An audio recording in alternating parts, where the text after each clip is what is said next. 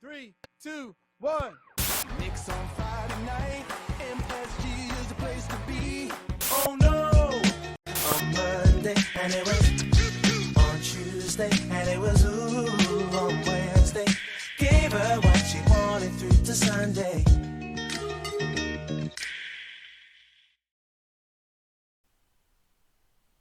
Pas un jour, pas une semaine, sans qu'on parle des New York Knicks. Bon ok, on sait les amis, c'est jeudi, c'est pas lundi. Le rendez-vous hebdomadaire est un petit peu décalé cette semaine, mais on a de bons arguments, on a de bonnes raisons pour l'avoir décalé, parce que tout simplement, on attendait de connaître l'adversaire des Knicks en playoff. On va parler de playoff, on a basculé en mode playoff, vous l'avez vu avec la vignette, la miniature de cette petite vidéo YouTube. Avenix Week, épisode 86, toujours sur KNF TV. On va décrypter ensemble, on va revenir sur les éléments de l'actualité, on va se projeter sur ce qui reste à jouer cette semaine, parce que oui, il y a un petit match à jouer et on va en parler, un gros match. Avec moi, toujours fidèlement accompagné cette saison par Seb. Seb, tu vas bien j'imagine. Là tu peux que aller bien. Ah bah oui. Ah bah, C'était une. Déjà la semaine était. La fin de semaine était chouette. Ben voilà, on a eu toutes ces victoires qui nous ont amenés tout là-haut. Et puis les playoffs, c'est toujours une ambiance particulière, des matchs particuliers. C'est là que tout se joue, quoi. La hype monte de plus en plus, on a des petites vidéos à droite et à gauche qui circulent, voilà, ça sent bon les playoffs, ça sent bon le printemps. On va voir, ça devrait être des oppositions plutôt sympas qui vont se présenter aux Knicks. Donc on perd pas plus de temps, on envoie le petit jingle, on regarde ce qui s'est passé en fin de saison régulière, et puis on va se projeter après sur ces playoffs qui arrivent tout de suite. Allez, c'est parti, on lance le petit jingle, c'est démarré pour l'épisode 86.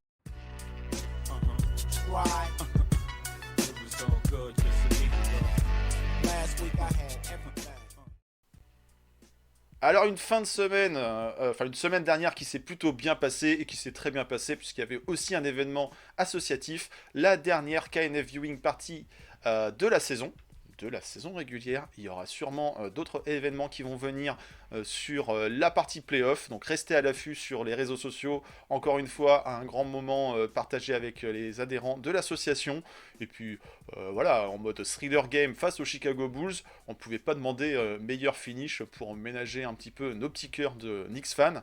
En tout cas, voilà, c'était un plaisir encore une fois de partager ce moment avec les adhérents. On a hâte de vous retrouver dans une autre ambiance, plus de pression encore, si on peut dire ça, pour les matchs de play-off. Il y aura un événement, c'est certain. Donc restez à l'affût. On vous communiquera les dates très prochainement. Il ne sera pas ce samedi pour le match 1 des playoffs, puisque malheureusement la programmation se fait un peu tardivement. Ça aura lieu que à minuit le match, donc on n'est pas en capacité à ce moment-là de pouvoir vous accueillir pour une viewing party. Mais mon petit doigt me dit que pour le match 4, il y a peut-être moyen. En tout cas, voilà. On pouvait que commencer cette émission par le petit rétrospectif sur les événements de l'association. Et puis, des beaux gosses, on en a eu plein au Hideout pour cette dernière KNF Viewing Party. Mais des beaux gosses, on les a aussi retrouvés sur la couverture de Slam, le Slam Magazine. Vous le savez, c'est une institution là-bas aux États-Unis. Un des rares maintenant magazines au format papier, il faut le signaler, pour lequel les Knickerbockers et le petit trio, le boys band des Knicks, des Nova Boys, se retrouvent en couverture de ce nouveau magazine. Toujours un moment sympa de revoir un petit peu de lumière sur les Knickerbockers. De la lumière, il y en a eu sur un joueur, encore une fois, pour cette dernière et ultime semaine de saison régulière, c'est Jalen Brunson. Et oui, on pouvait peut-être un peu le pressentir au rythme de la semaine avec des cartons offensifs et puis des victoires qui se sont enchaînées. 4-0, je rappelle, hein, moi je l'avais un petit peu annoncé en prono. Une belle façon de terminer la saison régulière avec des perfs individuels au rendez-vous, des victoires collectives aussi, et donc un titre de joueur de la semaine pour finir, bien accompagné de Nikola Jokic. Voilà, une petite récompense de fin de saison. On verra, après les awards vont commencer à arriver. On a quand même quelques petits yeux sur le All-NBA Team. First, second, third. Nous, on s'était un petit peu projeté avec Seb il y a quelques temps de ça. On avait plutôt parlé d'une All-NBA Second Team pour Jalen Brunson. peut-être que maintenant, avec toutes ces discussions et certains qui aimeraient le mettre dans la course de MVP, cette deuxième place obtenue, Non, parce que est-ce c'est. qu'il sera All NBA First Team? Est-ce qu'il sera dans le top 5? À voir. Il a pense pas. quelques arguments. Mais bon, on va rester nous sur une All NBA Second Team, ce qui serait déjà très très bien. Des awards, oui, mais pas pour autant une convocation pour Team USA cet été. On ne verra pas Jalen Brunson à Lille, on ne verra pas Jalen Brunson à Paris, sauf désistement, sauf ajustement par rapport à des problèmes de blessure. Mais ça en playoff, ça peut arriver.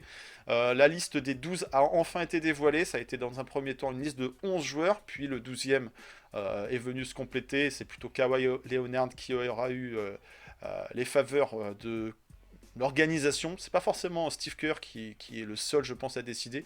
Il y a Grant Hill qui est le general manager, ça va être le terme qui doit occuper, et le poste qu'il occupe à Team USA. Et donc pas de Jalen Brunson, plutôt Tyrese Haliburton, plutôt Jrue Holiday. Alors Tyrese Haliburton, il s'était montré plutôt à son avantage lors de la dernière campagne de Team USA au championnat du monde, même s'il n'y avait pas de médaille d'or au bout. Jrue Holiday, on privilégie plutôt la défense, plutôt l'expérience, même si j'ai un doute de savoir si Jrue Holiday a déjà joué avec Team USA par le passé, du moins en compétition officielle.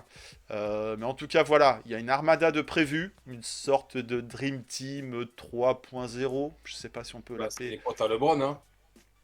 LeBron, KD, Anthony Davis et Steph Curry, en gros, les grosses têtes d'affiche, et pas de Jalen Brunson.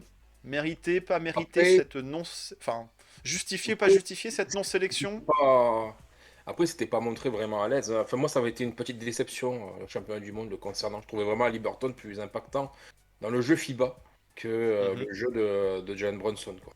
Je sais que je l'attendais beaucoup pour le voir, justement, quand tu regardes comme ça les grosses compètes internationales. Bon, tu regardes ta team, tu regardes quelques teams. Moi, je sais que j'aime bien voir voilà, les équipes des Balkans, ça joue toujours sympa, les Serbie, tout ça, Slovénie.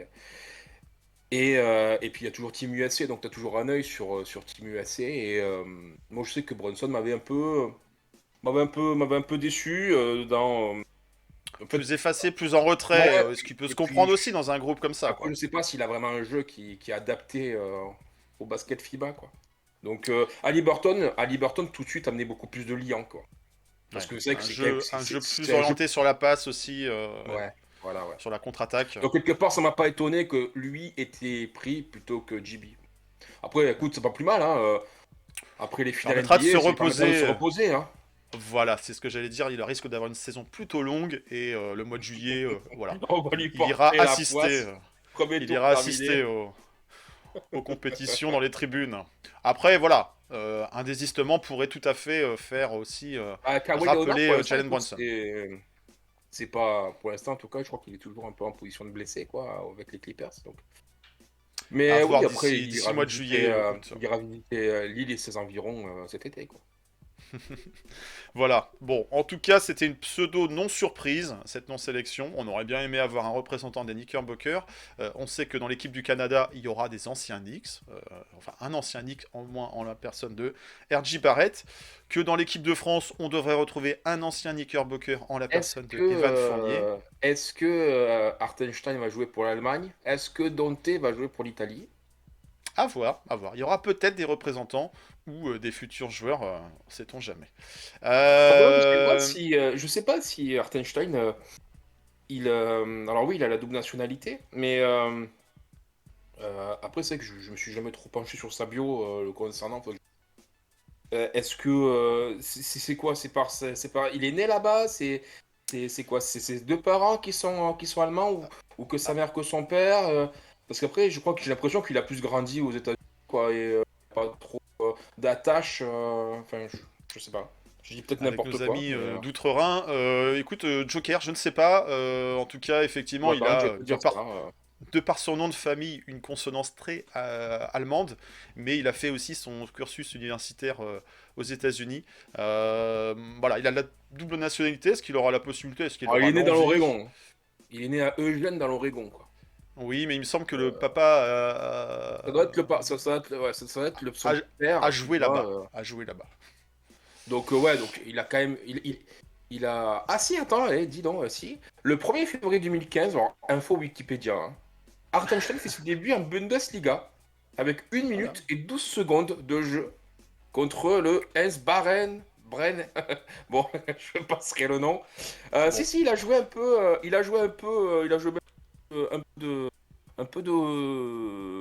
Comment ça s'appelle? Je crois un peu d'Europe avec le Zalgiris Kaunas. Donc, quand même, hein, il est allé jouer là-bas. Et puis ensuite, il vient en G-League, en NBA, quoi. Les Donc, débuts de en fait, Rockets en... quand il est drafté par les Rockets, il est drafté, c'est un joueur européen. C'est un joueur européen.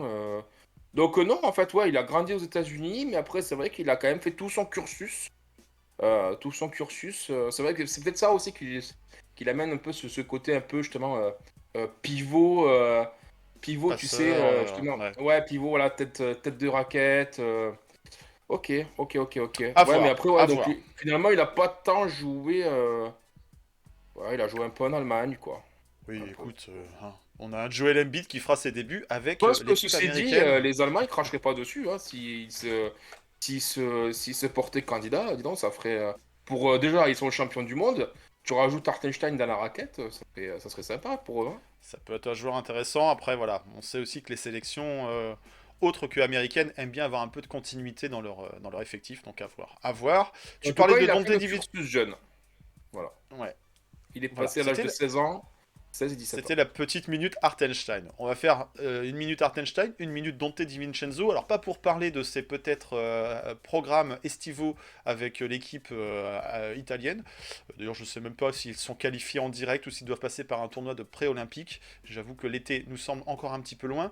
Mais en tout cas Dante DiVincenzo, au-delà de parler de ses consonances italo-américaines, eh ben on sait que lui ne pourra pas recevoir de award de meilleure progression de l'année parce qu'il y a eu un vague et un sombre un petit peu règlement de la NBA qui fait que il a peut-être joué 81 matchs sur les 82, il a peut-être joué beaucoup de matchs et des fois un temps de jeu très conséquent parce que, vous le savez, Tom Thibodeau, il aime bien faire jouer ses joueurs, mais pas suffisamment assez pour être éligible. Il manque quelques secondes par-ci par-là dans certains matchs pour pouvoir être un joueur sur lequel le panel de votants peut voter pour la meilleure progression de l'année pour Dante DiVincenzo.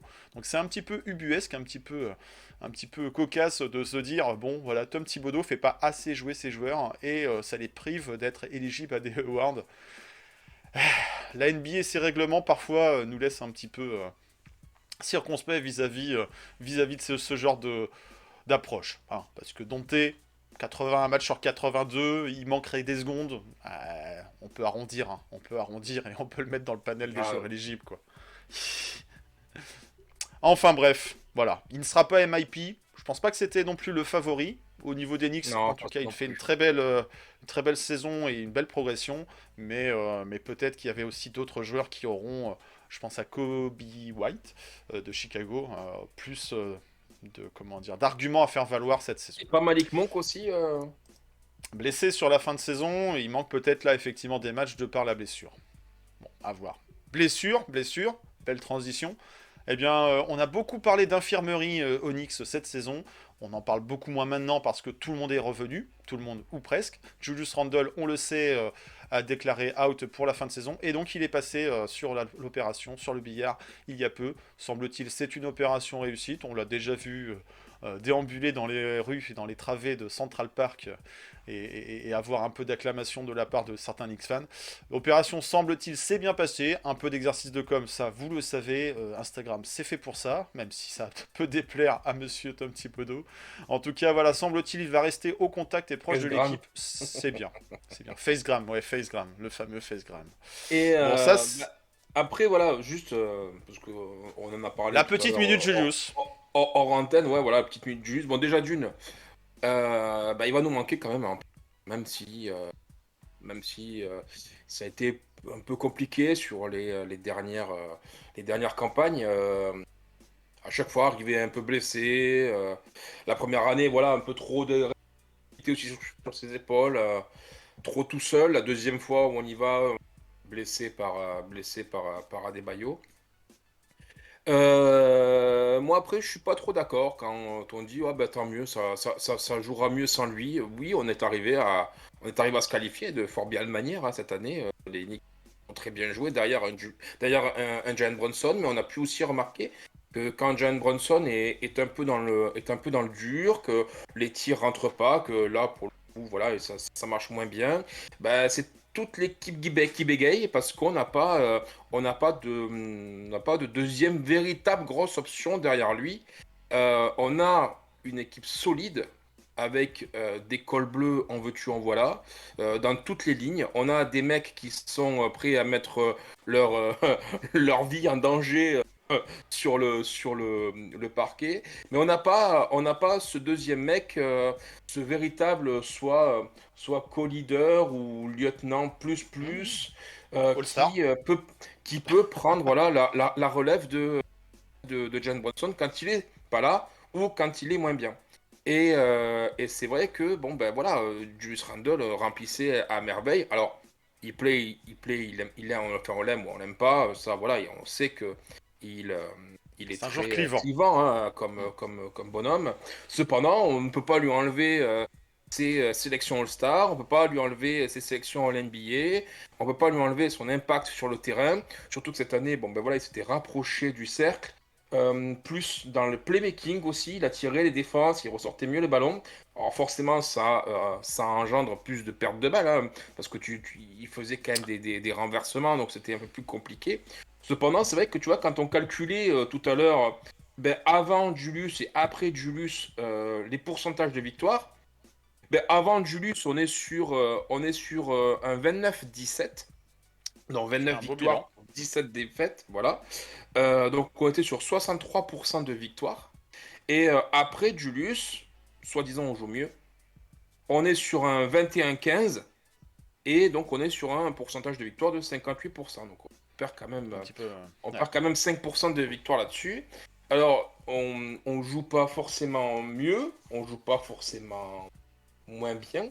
On a dû s'adapter à ne plus jouer avec Julius Randle. Est-ce que c'est s'adapter dans le long terme ou est-ce que c'est jusqu'à novembre? Ça, après, on verra ça cet été.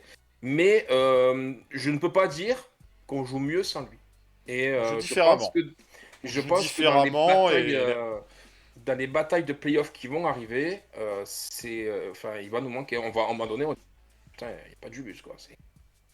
on l'a vu à un certain moment pendant la saison, et on espérait son retour et voilà, on espérait qu'il puisse revenir, ça n'a pas été le cas. Même si, on l'a dit, c'est un joueur clivant, c'est un joueur qui s'est mis le public, une partie du public à dos. Qui a C'est un su le joueur rattraper.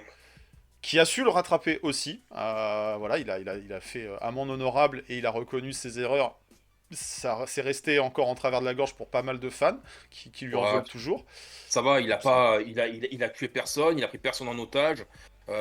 C'est un homme, après on le connaît, il est à fleur de peau, très sensible, j'imagine. En tout cas, c'est ce qu'il laisse transparaître. Faut aussi relativiser les choses, quoi. En plus, oui, complètement. Mais il a c'est pas un une partie preneur d'otage, quoi. du, Donc, il a une partie du public et de la fanbase qu'il a à dos depuis en un attendant, moment, il a avant signé même quand personne ne voulait venir, quoi. avant même. Tout à fait. Et en tout cas, voilà, au-delà de sa présence statistique pure, c'est aussi un joueur qui attire les défenses adverses. Et comme on l'a dit, Jalen Brunson, aujourd'hui, bah, c'est la tête du serpent. Et c'est plus compliqué pour les Knicks d'attaquer avec Et juste oui, une arme à deux têtes, une bête à deux têtes qu'une bête à une c'est tête. ça, Enfin, vous comprenez un c'est peu ça. le raisonnement. Il avait une présence qui ne pouvait pas permettre aux défenses adverses de le laisser seul. Ah ben non, Parce que voilà, c'était c'est fini une immédiatement, capacité quoi. de produire aussi du scoring. La défense, on le sait, c'est pas son grand fort, clairement. Mais voilà, il a manqué sur la saison. Est-ce que les Knicks auraient été plus loin dans cette saison, auraient été avec un meilleur bilan, ou est-ce qu'au contraire, le jeu aurait été un peu trop ralenti par moment? À voir. En tout cas, le jeu a été Moi, différent sur ce courant de saison. je pense pas qu'on aurait eu plus de défaites ou moins de victoires avec Julius dans le roster, hein. Ça, Le j'y jeu crois. est plus collectif, en tout cas, et on a vu d'autres joueurs élever leur niveau de jeu, compenser cette absence. Très Bon gré bien. mal gré, bien sûr. Est-ce que en playoff ça sera suffisant? On va vite le savoir. On va vite le savoir. Mais en tout cas, voilà. Le révélateur, hein. C'était la grosse minute du Julius pour une petite actu le concernant. Ça y est, il s'est fait opérer. Rendez-vous dans 5 mois, donc plutôt au début de la saison prochaine. Ou pas, Euh, rendez-vous dans 5 mois. ou pas. Enfin, on saura plus, lui, sur les terrains. L'autre nouvelle, qui est plutôt une triste nouvelle et qui est un peu alarmante concernant les infirmeries, bah, c'est Nate Robinson, un ancien Knickerbocker, qui est revenu un petit peu dans l'actualité récemment avec des déclarations sur son état de santé. Alors, on sait que le petit joueur ancien des Knicks est grand dunker, puisque c'est quand même celui qui a rapporté le plus de trophées de Slam Dunk Contest aux Knicks, il faut le dire, et puis en NBA au sens large.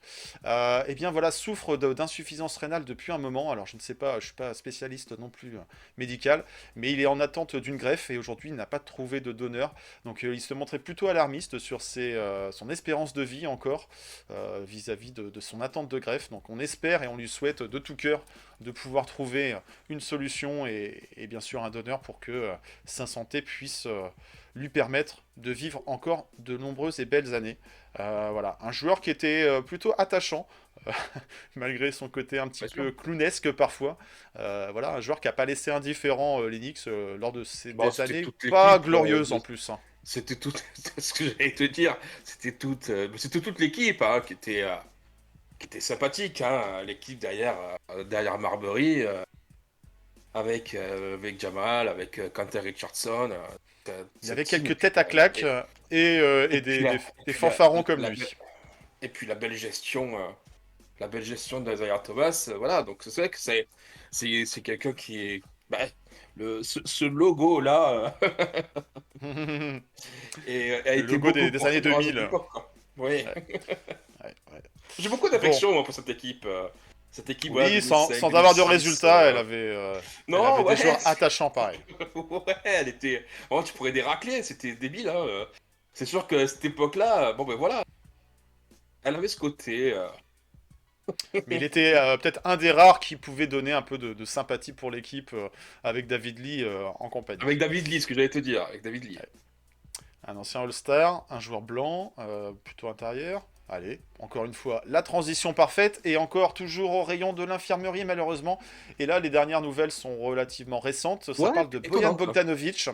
Bojan Bogdanovic qui est arrivé, on le sait, juste avant, enfin au moment de la trade deadline, en provenance de Détroit et contre un certain Evan Fournier, Quentin Grimes, enfin, vous connaissez l'histoire. Et donc voilà, si on a pu observer quelques hauts et bas concernant ses performances, eh ben, on a appris qu'il était plutôt gêné, ce garçon, notre ami croate, au niveau du poignet. Donc on espère que ça ira pour les joutes de playoff qui s'annoncent, parce qu'on va avoir besoin de son apport en sortie de banc. Il a réussi à retrouver quelques sensations sur les derniers jours, les derniers matchs de saison régulière. C'était plutôt rassurant, plutôt dans l'optimisme qu'on pouvait envisager son utilisation en sortie de banc. Mais voilà, attention, petit signaux d'alarme concernant son poignet.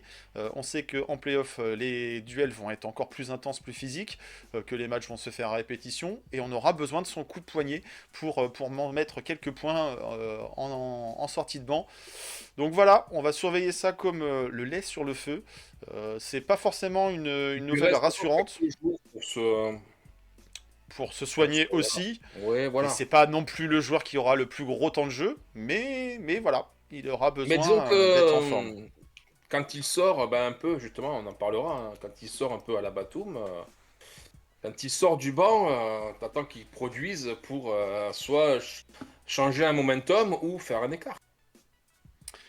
Non, non, il aura son importance. Hein. Après, c'est un joueur bon, qui, pour l'instant, a du mal à expliquer, à justifier, à vraiment concrétiser ce trade qui a été surtout axé autour de lui, hein, parce que Burke ne joue plus. Lui, par contre, joue. Il a été plutôt pas mal sur les derniers matchs. Visiblement, il commence à un peu mieux s'adapter à son rôle de sortie de banc, lui qui était surtout un starter. C'est quand même un joueur qui a 32, enfin 34 ans, je crois, comme ça. Ouais, Donc, il approche les 35, quoi. ouais, donc on est quand même sur quelqu'un qui, jusqu'à présent, a eu toujours joué d'une certaine manière. Donc là, on lui modifie complètement sa façon d'approcher le jeu dans Il une nouvelle s'adapte. équipe. Il s'adapte. Voilà, donc Ça commençait à aller un peu mieux hein, sur les derniers matchs. Notamment, on a eu des séquences jordanesques contre les Bulls quoi, du dernier match. Mais petite blessure au poignet. Écoute, bon, j'espère que c'est. Oui, ils en C'est pas, parlaient, comme pas quoi il trop est allé grave. voir un médecin. Après, pour l'instant, ça en est que là. Hein, donc, ça se trouve, il aura un strap, il aura un truc, et puis roule ma poule, quoi. Et, et puis ça devrait aller. On l'espère en tout cas. Parce que on va arriver sur cette rétrospective de la dernière semaine et Ah, on ne pouvait pas ne pas démarrer cette rétrospective par ces fameuses 50 victoires, cette fameuse seconde place et puis voilà un niveau de performance d'Enix qui les ramène un petit peu en arrière. On parle, bah oui, de la saison 2012-2013 où l'Enix avait décroché une saison à plus de 50 wins et puis en même temps le Garden vibre en ce moment que ce soit sur les parquets comme sur la glace, parce que les Rangers sont plutôt en ouais. bonne position. Ça Alors, nous a ils ont permis de faire fini. un petit clin d'œil avec cette fameuse saison 94, où les Rangers Voilà. et les Knicks avaient été en finale, où il y Les avait eu Rangers ce sont champions. fameux O.J. Simpson game. O.J. Simpson qui est décédé la semaine passée également. Donc c'était encore une fois un clin d'œil du destin. New Et York a voilà failli des faire le Knicks doublé cette année-là, en des Knicks 94, à deux qui doigts. retrouvent de l'ambition et de l'envie. L'appétit vient en Ah mangeant. ben, Ces 50 wins et cette deuxième place nous donnent encore plus envie de se projeter vers de la finale de conférence. Mais bon, il y aura un peu quelques adversaires à se mettre en travers de la route des Knicks pour arriver jusque-là. D'ici là, il va falloir qu'on regarde ces derniers matchs. Qu'est-ce qui a permis aux Knicks de venir accrocher cette seconde place et cette saison à 50 wins? Eh bien, il y avait 4 matchs la semaine dernière, la dernière semaine de saison régulière, et pas des moindres oppositions. On l'a dit, on retournait voir les Chicago Bulls encore une fois. Et oui, après avoir battu les Bucks chez eux, c'était un retour à Chicago. Chicago qui avait battu les Knicks la semaine d'avant. Et ouais. ben là, ça s'est quand même un peu mieux passé. Il y avait un sentiment de revanche. On n'était plus en back-to-back. Mais voilà, il y avait moyen de prendre une revanche. Ça s'est plutôt bien passé pour New York. Il n'y avait pas le Ayo Dosunmu. J'ai toujours du mal à Ouais, il prononcer n'était pas son nom. là. Il Et n'était pas là sur Javonte la double Green confrontation. est redevenu Javonte Green. Ouais, un peu plus rentré dans le rang.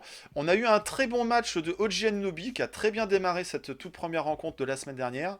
C'est ça aussi qui a permis de mettre les Knicks un petit peu sur de bons rails. Et le match s'est rapidement mis à l'avantage de New York. On le sait, Jalen Brunson a encore été bon. Il y avait un petit sentiment de revanche, je pense, sur ce match. Et puis c'était la bagarre. C'était la bagarre pour la place de 3, de 4, de Regarde. 2, pourquoi pas. Cette fin de semaine et cette fin de saison régulière était attendue de par beaucoup d'équipes. Milwaukee qui n'était pas en grande forme, Milwaukee qui a vu cette vue En plus, amputée de Giannis Antetokounmpo aussi. ce match nous a permis sur plusieurs choses. Hein. Il nous a permis je crois qu'à l'issue, on était quasiment sûr d'être en playoff, de finir top 6. Donc valider le top 6, ouais, Et je sais pas si c'est celui-là ou le match d'après, où là par contre, on était sûr d'être tête de série. d'être top 4, quoi. Mais D'avoir en l'avantage tout du cas, terrain. ce match contre les Bulls a été très déterminant. Cette victoire a été très, très déterminante pour nous pour retourner en playoff. Quand même la deuxième fois consécutive. Donc Sans c'est pas passer par le rien. play-in. Et pour l'instant, le play-in, on l'a pas connu. Donc Non, depuis c'est l'introduction de ce instauré. système, les Knicks sont toujours passés au travers, tant mieux. Ouais. Donc bah, ça montre qu'on fait de belles saisons. Comme on en parlait tout à l'heure, les bonnes années, what the f- des Knicks, c'est vrai que bon ben voilà, là ça fait du bien quoi. Donc c'était cette qualification, trois fois en 4 ans. Ben, c'est assez rare pour le souligner quand même. Assez rare pour le souligner, et donc encore un avantage du terrain, c'est plutôt intéressant aussi. Et donc voilà, cet avantage du terrain, il fallait le chercher entre autres dans les terres de l'Illinois face à Chicago. Des Bulls Une hein, vraie équipe, hein. qui font pas semblant sur cette fin de saison. Alors bon, eux, ça sera un passage par le play-in, et à l'heure où on enregistre cette émission, on sait qu'ils ont déjà éliminé les Atlanta Hawks. Comme il Donc faut, hein. à voir si ils arriveront à se défaire de leur adversaire du second match de play-in et à donc se qualifier en playoff. À voir, c'est la place de numéro Ils 8 ont qui leur les chance. attend et Pour moi, les ils ont leur Boston chance. Celtics. Mais ça joue plutôt pas mal. Ça joue plutôt pas mal. Je crois que je sais plus sur ce match si André Drummond joue. Pas top. J'ai un doute. Non, c'est non, Pas si c'est top, ce fameux il match-là. il joue il joue 5 minutes, il Et doit il se être un peu blesse. blessé. Et il se blesse. Il y a cette fameuse action un peu what the fuck, comme tu le dis, de Green qui part pour le dunk solo avec la planche. Et puis finalement, Drummond qui est derrière, qui pense que c'est pour lui. Les deux s'écroulent et ne marquent pas. Et puis Mais sur ah l'action oui, derrière, il revient et il se fait la cheville. Donc un DD, il un y a cette DD action, il y a cette pitre sur action, ça. ouais, Trisha Kneful, où le mec il veut se faire la passe pour lui-même sur la planche. Finalement, c'est trop haut. Finalement, Et puis t'as Drummond qui est derrière qui pense que c'est pour lui alors que pas du tout quoi. Donc, oui, non, mais bref. Et sur un match pour lequel le score est serré, donc faisons simple pour marquer des paniers quoi. Mm. Bref, donc les Knicks se sont plutôt bien défaits de ces Chicago Bulls. Derrière, on savait qu'il y avait un adversaire qui était plutôt compliqué. C'était Boston. Boston, On peut juste quand même on dire revient que sur le Chicago. le match contre les Bulls, on a quand même un Brunson à 45. Oui, mais c'est Quand monnaie même, courante maintenant, j'ai envie quand de même. dire quoi. 45 points, 8 passes, 3 rebonds. Bon, voilà. C'est juste Il, petit aparté, quoi. Petit aparté. il a fait le job. Il a fait le job face aux Bulls. Il était Il énervé a sur fait cette le, dernière semaine, il a fait le job cette semaine. Jalen. Ouais, ouais, ouais. Le Jalen. Il était énervé sur cette dernière semaine. Ah, c'est important d'être en forme avant d'arriver aux playoffs. Et là, on peut pas dire qu'il est pas en forme, le garçon. On peut pas dire. Il va tourner Bon, encore derrière, un donc peu, oui, il va. c'était déplacement. Je sais plus si on était en back-to-back. J'en viens à ne plus savoir quel était le On calendrier n'était pas exact, en mais en tout back-to-back. cas. On était en back-to-back entre Celtics et Nets, mais pas entre Et Nets. Bulls et Celtics. Voilà. Donc il y avait de quoi se reposer un petit peu. On pouvait se demander si les Celtics allaient reposer leurs joueurs et faire du load management. Ils auraient eu Ben, tout ils à ont fait la brouillé les pistes capacité. en plus, hein. Quelques Ils ont jours brouillé les pistes parce avant. qu'il y avait pas mal de joueurs annoncés questionable, quasiment tous leurs 5 majeurs. Et puis finalement, dans tous leurs 5 majeurs étaient bien présents. Ils auraient pu finalement ne pas jouer. Et les Knicks sont venus leur mettre la fessée quand même. C'est un blowout. Alors qui ne donne pas l'impression d'un blowout quand on regarde le score final. Parce que derrière, effectivement, mais le en dernier quatrième quart-temps. quart-temps, bon. Ouais, mais le dernier carton, il est très gênant, hein. À regarder, il est extrêmement gênant. D'ailleurs, dernier On carton, se fait peur. 38-18. Heureusement qu'on a compté 30 points d'avance. Donc, t'imagines, hein, 30 points d'avance à Boston. Boston avec Tatum, Porzingis, Holiday, White, Brown. Leur équipe, quoi. Tous Après, ils ont quasiment- joué le jeu. Tous Ils ont joué le quasiment à jeu. 30 minutes. Ouais, tous quasiment à 30 minutes. Donc, on leur met 30 points d'avance. Et on en perd de 20 le dernier carton. Le dernier carton, il y avait le petit, là, tant comment il s'appelle Pritchard. Pritchard. Ouais. Le mec, il fermait les yeux et il tirait, ça rentrait, c'était fou, Et quoi. Sam, Bon, après, on défendait Sam hyper Hauser. mal. Voilà, ça défendait hyper mal, ça jouait hyper mal dans ce dernier carton. Mais bon, ce dernier carton, c'est le dernier carton, il y en a eu 3 avant. Et les 3, il y a eu quand même le deuxième aussi avec un joli 37-19. Et comme je te dis, on affrontait quand même des Ouais. Celtics au complet avec 30 minutes chacun. Et ben voilà quoi. Ben voilà, donc ça, ce match plein d'espoir quoi pour te dire, ouais, mais on peut rivaliser avec les plus gros. Même s'il faut mettre un petit Faut bémol. relativiser, il y a un petit astérix sur ce match. Ils alignent tous leurs 5 majeurs, mais est-ce qu'ils ont joué à Mais fond? Ils ont pas joué tout le match voilà. déjà. Bon, Déjà, bon, après, bah, la décision était faite, donc forcément, le dernier quart, il le joue pas. Et puis, il y a aussi les mecs, on est sûr de finir premier de l'Est, on est sûr d'être la meilleure équipe NBA et d'avoir l'avantage du terrain jusqu'en finale. Maintenant, on va pas se risquer de se blesser, ça serait idiot, je comprends tout à fait. Donc, les mecs, voilà, ils se sont pas donnés à fond. Mais il fallait les accrocher quand même et de pas finir sur un sweep. Contre eux, hein. On les a joués quand même 5 fois, donc il y avait déjà eu 4 ça fait un défaites. 4-1 quoi. Ouais, ça fait un 4-1. Ça fait un 4-1. Voilà, bah écoute, ça fait un 4-1. Après, New York au final se retrouve à être une des rares équipes à s'être imposée au TD Garden. Et Donc en fin de saison, c'était plutôt une victoire bonne à je crois prendre, qu'on est la bonne seule pour le équipe de moral. l'Est cette année à les avoir tapés chez eux, je crois. Possible. Il y a 4, enfin j'en étais à 4 défaites au moment où les Knicks Il y se avait sont imposés Denver là-bas. qui les a battus. Je crois qu'il y a les Lakers qui les Les ont Lakers, battus. Et, ouais. enfin bref. Et, Les Knicks, c'est une mais quatrième équipe. ouais. Bon. Mais voilà, une victoire en tout cas impressionnante par la manière. Et encore une fois, voilà, ça Il y faisait avait eu les écho. Bucks juste avant nous. Ça faisait... Oui, les Bucks possibles, d'accord. Ça faisait écho aussi aux déclarations de Kenny Smith un peu plus tôt dans la saison, disant que bah voilà, les Knicks n'ont jamais le meilleur joueur sur le terrain. Ouais, admettons, c'est une déclaration, une punchline qui peut aller dans le sens de vouloir faire du mal aux Knicks en déclarant ça, mais peut-être que c'est la meilleure équipe finalement puisqu'elle s'impose. Donc on n'a pas besoin d'avoir le meilleur joueur si on a la meilleure équipe. Voilà, ça fait des victoires. Bon, en tout cas, on va relativiser cette victoire. Elle était très bonne à prendre. Ça permettait de poursuivre la dynamique de victoire. Ça permet de poursuivre aussi le bon positionnement dans la conférence Est. Derrière, en back-to-back, réception, retour à la maison. Les 2 derniers matchs étaient à domicile au Madison Square Garden. La réception des voisins, les Brooklyn Nets, Match bah, pas ils ont facile, donné les 2 plus derniers. de fil à Les deux. retordre que les Celtics. Il y avait peut-être l'effet back-to-back, il y avait peut-être un peu de fatigue aussi. Ouais. Il y avait aussi l'effet, bon c'est bon, on a battu les Celtics, Le- les premiers de la conférence, les travail premiers est de la fait. ligue. Le boulot est fait, on va sécuriser nos top 4, on aura l'avantage du terrain à la maison en play-off. Voilà, il y avait peut-être un peu un léger relâchement qui peut se comprendre.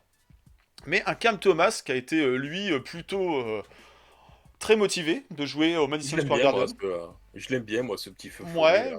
Cam Thomas. moi je l'aime pas plus qu'autre chose, mais... J'aime bien. Et, Ouais, ouais, il me fait marrer. Il a pas froid aux yeux, il y va. Enfin, voilà, quoi. et c'est... Écoute, tu sais que lui, je crois que ça a été une des rares satisfactions, en tout cas, de l'année des Nets, hein. Il finit quand même la saison. Tu vois, lui, pour le coup, un MIP, il finit il y a 2 ans, il était à 8 points et demi. Après, il a été à 10,6. Et là, cette année, 22 points et demi, quoi. 22 points et demi Ouais. avec des pourcentages assez honnêtes. Oh, ça a été, c'est un petit joueur qui est marrant. Ouais, un peu de l'irrégularité, mais bon, à voir aussi dans la reconstruction qui se fait, nouveau coach arrivé pour les Nets. Comme quoi, la stabilité, elle est plutôt du côté de New York, de Madison Square Garden, que du côté du Barclays Center.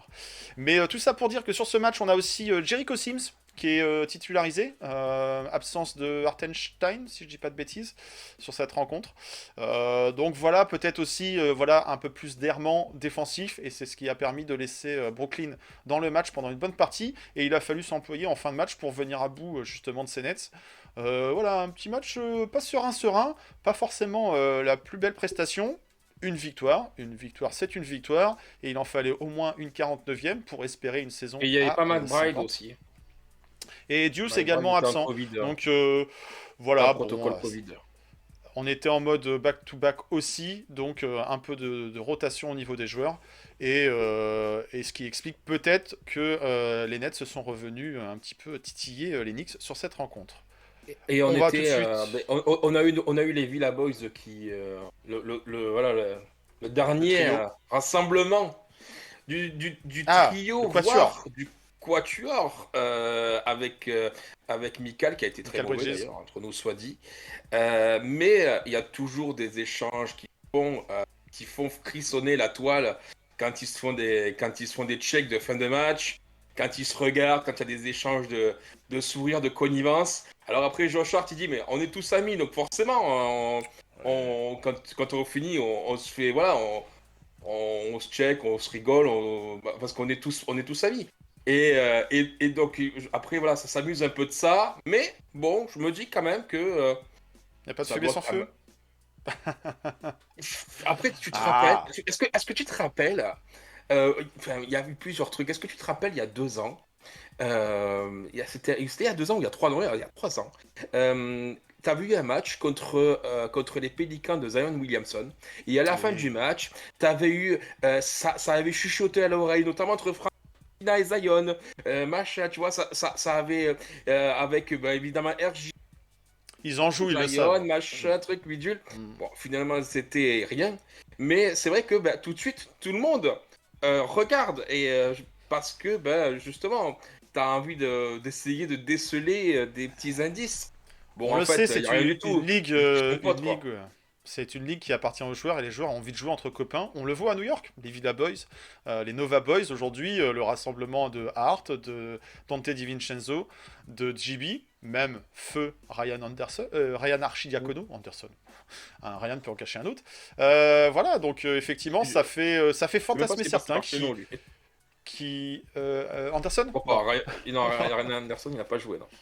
Non, je confondais de Ryan. Mais oui, ça fait fantasmer certains qui aimeraient voir ce rassemblement. Après, Michael Bridges, effectivement, la cote est peut-être un peu retombée. On voyait beaucoup de belles choses sur lui la saison dernière. Cette saison, leur saison est beaucoup plus compliquée aux Nets. Et au rayon des joueurs qui en jouent, il y a une pub pour Chipotle, vous savez, la fameuse chaîne de restauration Tex-Mex, on va dire, qui a mis en scène Josh Hart et Michael Bridges, justement, et ils se font des petites questions à base de qu'est-ce que t'aimes manger, si ça. Oh là, Et est-ce que tu aimerais être coéquipier de nouveau? Bah oui, pourquoi pas, tu m'étonnes. Si t'as envie de jouer les playoffs, c'est peut-être plutôt effectivement au Madison Square Garden qu'il faudrait venir. Bon, Bref. tu as envie de jouer les playoffs avec tes potos de fac, voilà, que tu revois chaque été. Non. Eh ouais. Mais bon, on a OG Anunoby aujourd'hui qui joue sur ce poste. Il n'y a peut-être pas de la place pour tout le monde.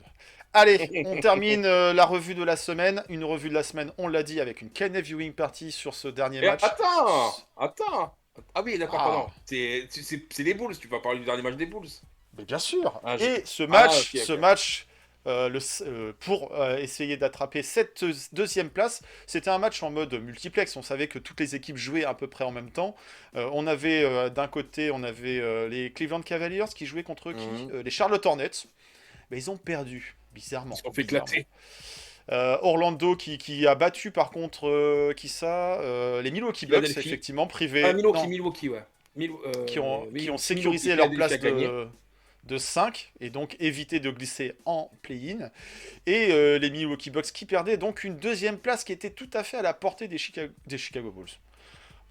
Qu'est-ce que je raconte? Des New York Knicks face à ces Chicago Bulls. T'as eu les Pacers qui ont explosé Atlanta, 157-115. Tu as le Heat qui a battu facilement les Raptors, 118-103. Le Magic qui ont battu les Bucks, 113-88. Les Sixers qui ont fait le boulot. Les Sixers qui ont fait le boulot contre les Nets, 107-86. Et les Celtics qui ont facilement aussi disposé des Wizards, 132-122. D'ailleurs, c'était un match où, pour le coup, là, aucun cadre ne jouait. C'était uniquement donc, les seconds couteaux avec 38 points de Peyton Pritchard. Mais la surprise venait de ce match des Cavaliers qui, il faut bien le dire, étaient en tête. On fait sortir alors qu'ils étaient en tête, on fait sortir leurs 5 majeurs dans le dernier match pour ne pas avoir cette seconde place, pour éviter justement de jouer le vainqueur, parce qu'à l'issue de ce match, le classement était terminé. Donc on avait donc Boston qui finissait en 1, on avait en 2 les Knicks qui déboulent en 2, en 3 les Bucks et en 4 les Cavaliers. Voilà les 4 premiers de la conférence Est. Et les Cavaliers vont jouer les Orlando Magic. Au premier tour.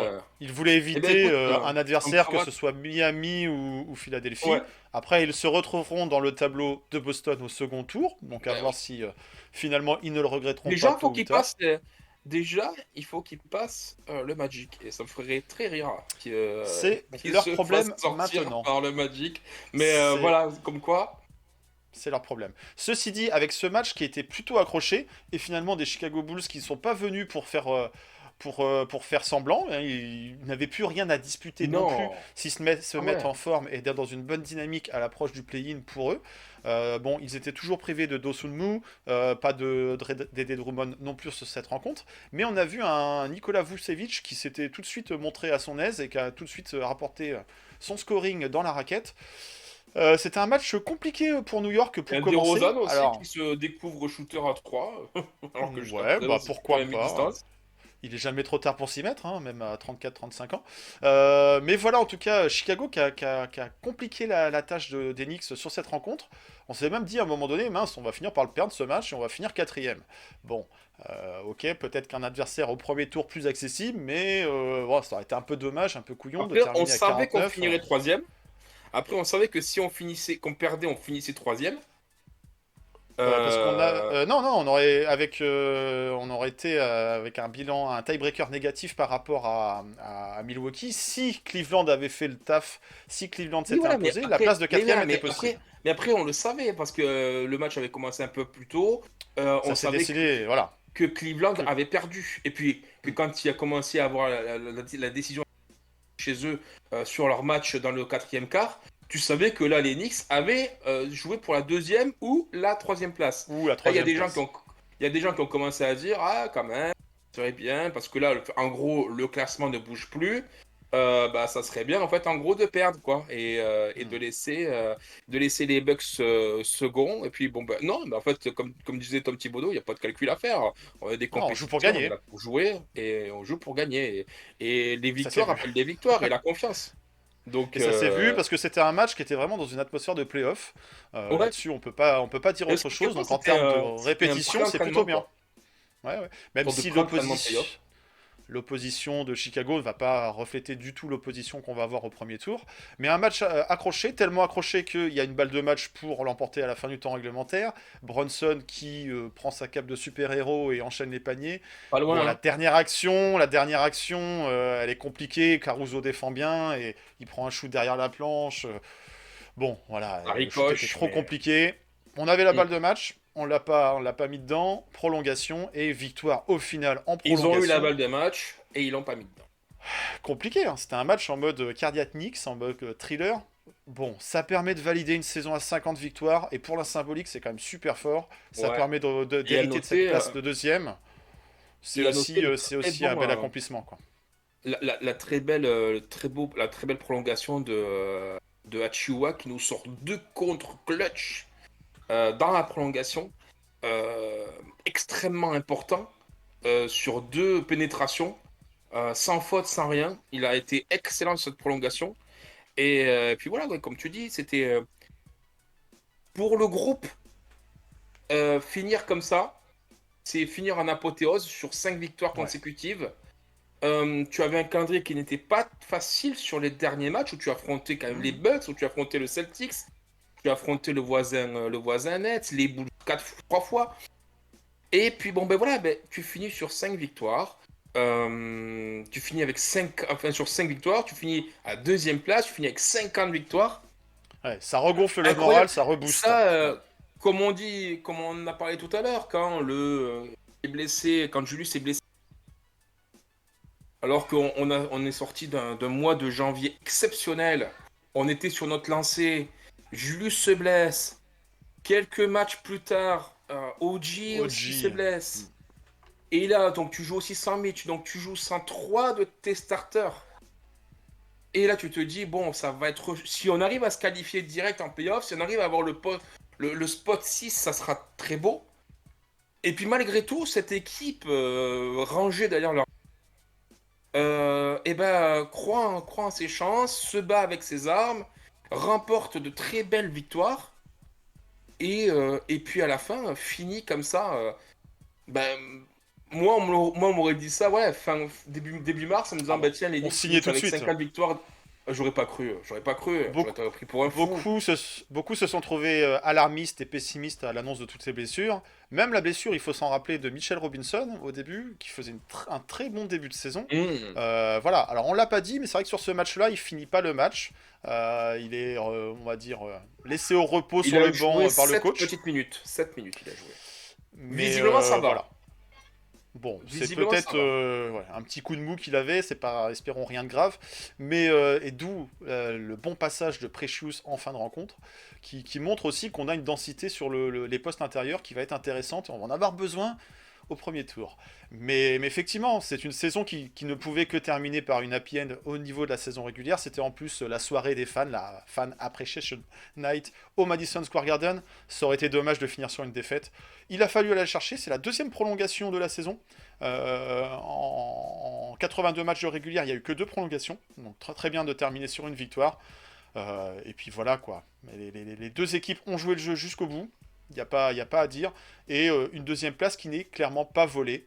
Après, est-ce qu'il aurait été plus sage, plus calculateur et plus intéressant pour les Knicks de terminer troisième? Eh ben on ne saura pas. Il va falloir se battre jusqu'au bout et jouer aussi en playoff avec ce même état d'esprit. En tout cas, c'est ce qu'on souhaite. Et avec l'équipe en place et la dynamique en place, je pense qu'il n'y a pas de raison qu'on ne trouve pas une équipe combative. Donc voilà, 4-0 pour finir la semaine.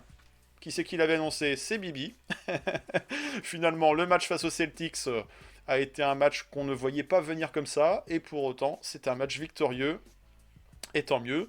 Et on va terminer pour la dernière fois de cette saison régulière à décerner un Nick of the Week. Bah oui, parce que c'est comme ça qu'on finit nos rétrospectives et après on va se projeter sur le programme de la semaine à venir pendant que Seb s'absente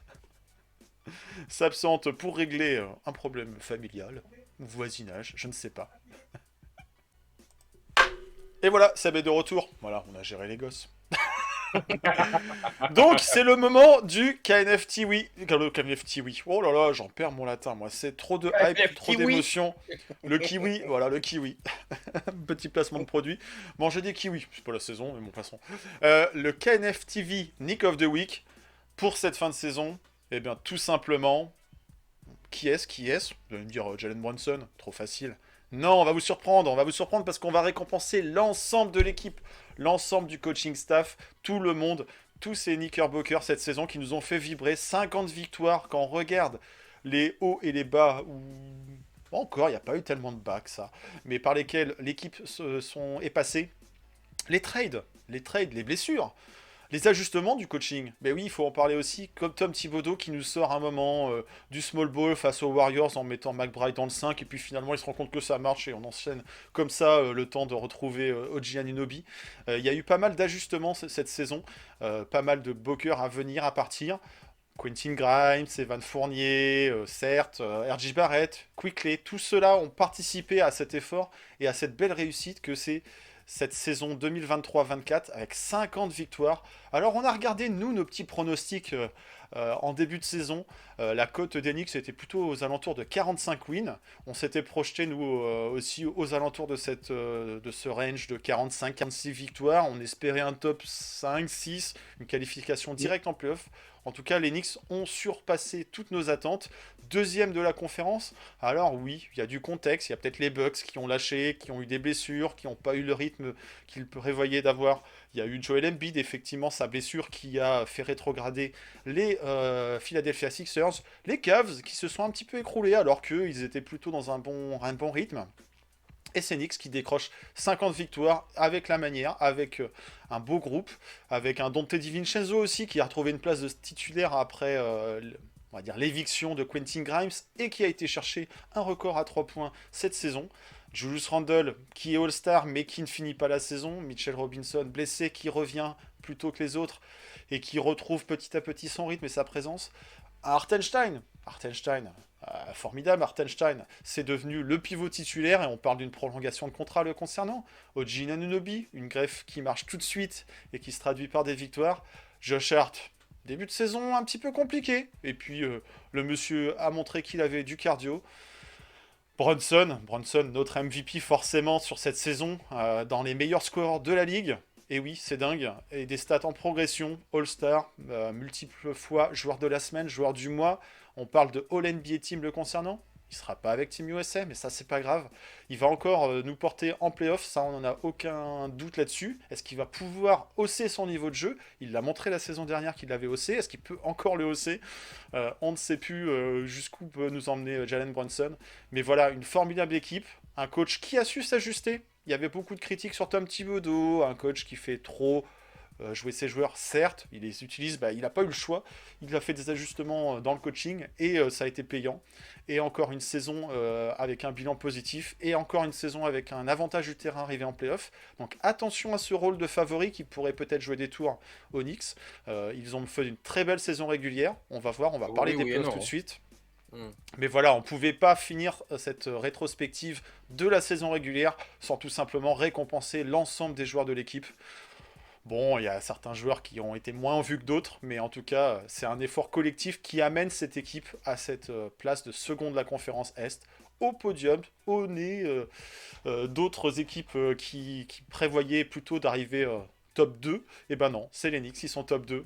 Et en ça, c'est un grand accomplissement que cette saison régulière. Et on pouvait que féliciter l'ensemble des Bookers.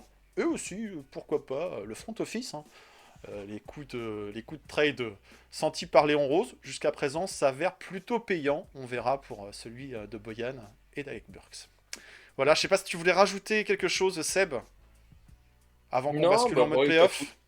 t'as tout dit, hein, t'as tout dit. Trop de coups de Comme cœur sur j'avais cette dit, saison, en fait. Trop comme de j'avais chouchou. dit sur une ancienne émission, on pouvait rien leur reprocher à cette équipe, tant en fait elle a tout donné, autant d'énergie, autant de cœur à l'ouvrage. Tu sentais qu'il, quoi qu'il arrive, il n'abandonnait rien, même s'il perdait, il mettait quand même presque un point d'honneur au moins à marquer le dernier. Voilà, cette équipe restera comme l'année du Weir.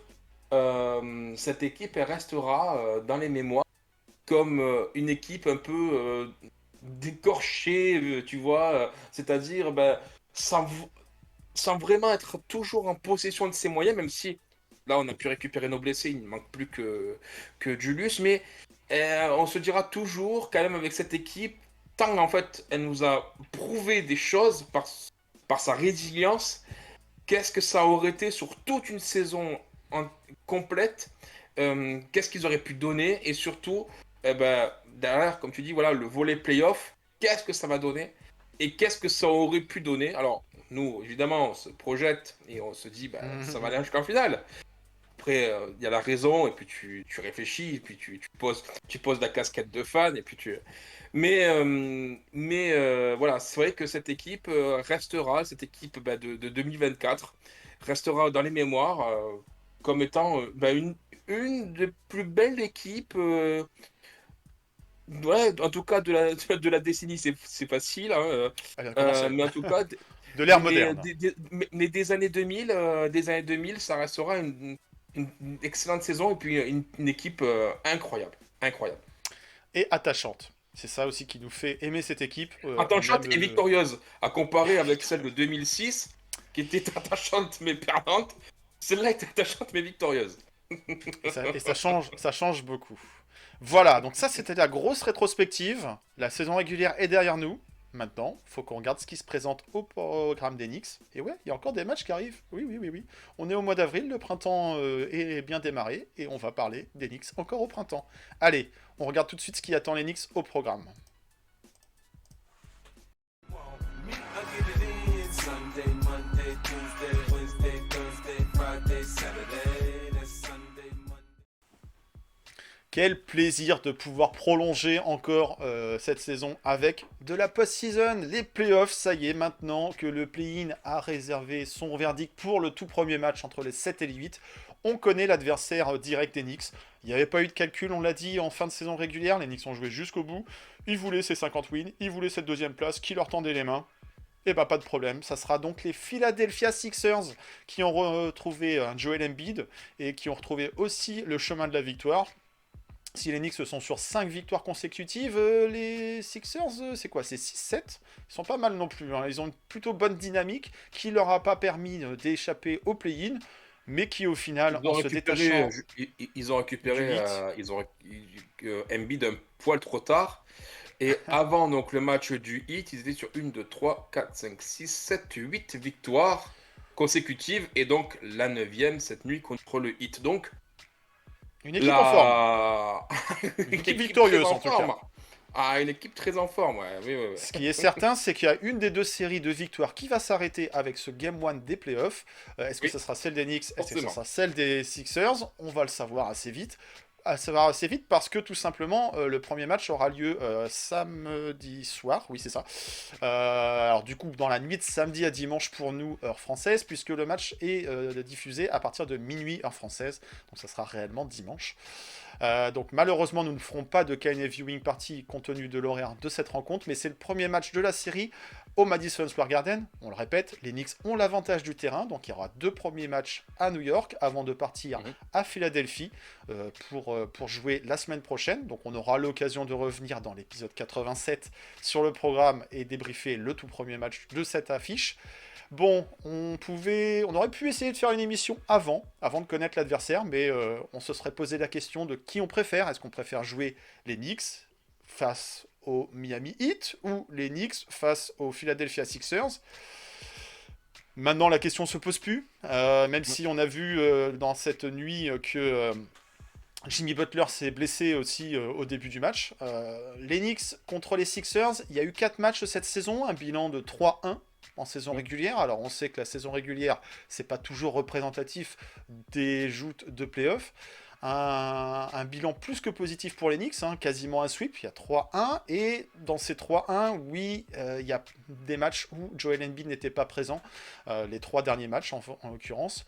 Le premier match, c'est bien les Knicks qui se sont imposés à Philadelphie, et puis pas de n'importe quelle façon, c'est carrément un bon blowout des familles, une victoire à plus de 120 à 80, je sais plus combien, le score va s'afficher sur la rétrospective en vidéo juste à côté de nous, mais les Knicks ont peut-être un avantage, ouais, voilà. Un bon blowout chez eux en plus, hein, face à des Sixers qui étaient au complet.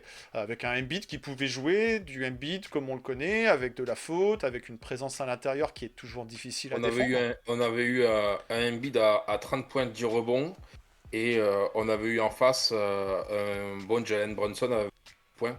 Et voilà, un petit Julius Randle à 8 points, 7 rebonds, 5 passes. Mais on avait encore Julius Randle à l'époque. Et on avait OG, on avait un effectif complet. Quoi. Et on a vu le Quentin Grimes game avec quasiment 20 points sur du banc à 4 sur 9 à 3 points, 8 rebonds. Voilà. À voir, est-ce qu'on aura un Bojan Bogdanovic qui nous fera ce rôle de artilleur en sortie de banc, à voir. Mais en tout cas, c'était la première confrontation qui est arrivée assez tardivement dans la saison côté programme des Knicks. Mais les Knicks, ils s'étaient imposés. Alors, on le sait, les Nova Boys, ils aiment bien jouer en Pennsylvanie, pardon. Ils aiment bien jouer sur les terres qui correspondent à leurs ères et leurs époques glorieuses de fac. Donc voilà, ça a commencé plutôt bien. Le deuxième match, c'était tout simplement un des matchs de notre voyage associatif, le premier en l'occurrence, où les Knicks faisaient la découverte de Kyle Lowry sous les couleurs des Sixers, parce que c'était son premier match post-trade deadline. Un renfort plutôt de poids intéressant, de l'expérience, et puis un ancien Nova aussi, un joueur de Nova, dans un profil qui est pas forcément le profil que apprécie Jalen Brunson, parce que c'est un petit meneur trapu, et il a du métier, il s'était renforcé aussi de... qui découvrait pas là, il s'était renforcé aussi de Buddy Hield aussi, donc qui était là par rapport au premier match. Donc ça, voilà, c'était un match que les Knicks ont été remportés. Il n'y avait pas, une grosse adversité. Pas d'Embiid en face. Pas d'Embiid, les Knicks ne jouaient pas avec Julius Randle qui était blessé, il n'y avait toujours pas de retour de OG Anunoby, il y avait un Bojan qui était là, mais voilà, les Knicks ont fait le boulot sur cette rencontre, on avait pu profiter de ce voyage à Philadelphie, revenir avec le sourire et avec une victoire, ça fait toujours plaisir. Donc ça, c'était plutôt positif pour New York, une victoire sur le second match. Tu as peut-être le score sous les yeux, Sam ? 110-96. Voilà, plutôt facile. Une victoire à Philadelphie. Un excellent Josh Hart en double-double, 18-12. Ouais, donc c'est standard. Hein, beaucoup de rebonds, et lorsqu'il met quelques points, ça finit en double. Et en face, c'était Maxi qui nous avait fait la misère à 35 points. Et on avait Nicolas Bateau qui, sur sa deuxième confrontation, affichait encore une fois une feuille de stats à 0 points. Ouais, c'était pas folichon, il n'avait pas beaucoup joué, il y avait un Kelly Oubre qui avait montré de belles choses en face. Voilà, mais bon, c'était une belle victoire des Knicks. Derrière, le match qui a suivi était assez rapproché, hein, le troisième match entre ces deux équipes, et les Knicks se sont fait surprendre. Et dans un match où ils étaient plutôt en panne d'adresse, là c'était vraiment un très faible scoring. On était dans une période où les Knicks tenaient leur adversaire à très peu de points, mais sur cette rencontre-là, personne n'était capable de mettre un panier côté New York, et ils se sont fait surprendre. Ils se sont fait surprendre en plus au Madison Square Garden. C'était d'autant plus moche que c'était un match qu'on attendait comme victorieux. Toujours pas de Joel Embiid. Les 3 matchs face aux Sixers. Et tu n'avais pas Maxi en face aussi. Et il n'y avait pas Maxi possible. Donc un match qui semblait à la portée de New York, et non, ils se sont fait surprendre, et de la mauvaise des façons. Une défaite 73-79, quelque chose dans le genre. C'est ça, 30% à 3 points côté Philadelphie, 9 sur 30, et côté New York, 9 sur 40, 22% à 3 points. Ce Un match, on aurait accident. dû le remporter, on aurait dû Un le remporter accident. 100 fois. Et ouais, on a eu un Dante à 3/12, un Josh Hart à 1/7, un GB à 1/9. Voilà, donc on a beaucoup artillé de loin. De toute façon, Jalen Brunson, il a été à 6/22 au shoot. Donc un très, Mhm. ouais, très mauvais match de tout le monde.